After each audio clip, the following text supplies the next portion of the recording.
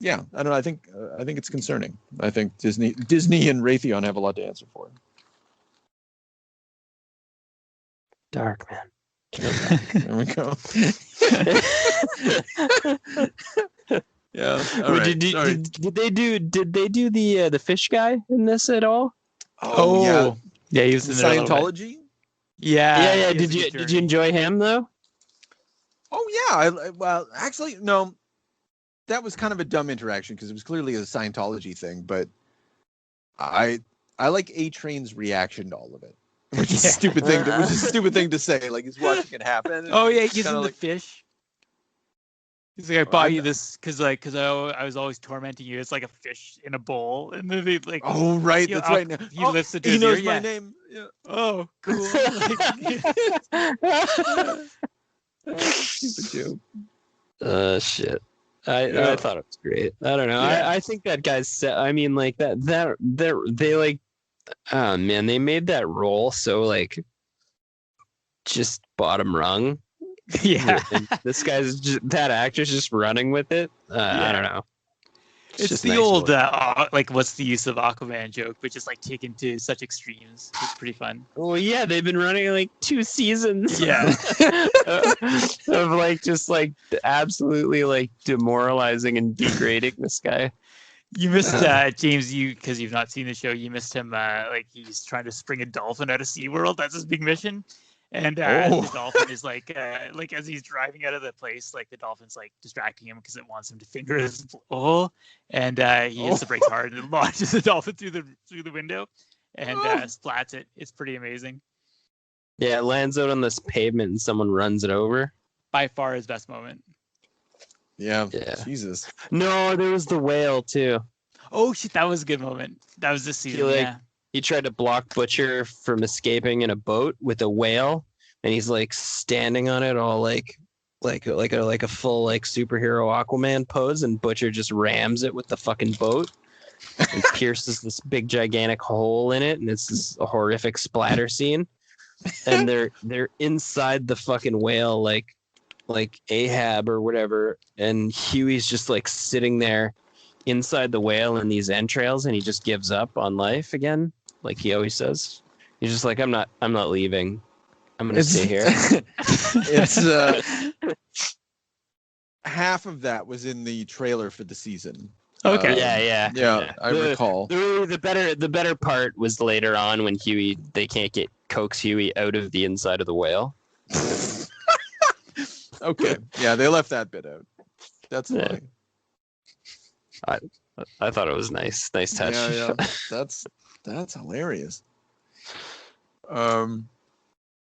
Yeah.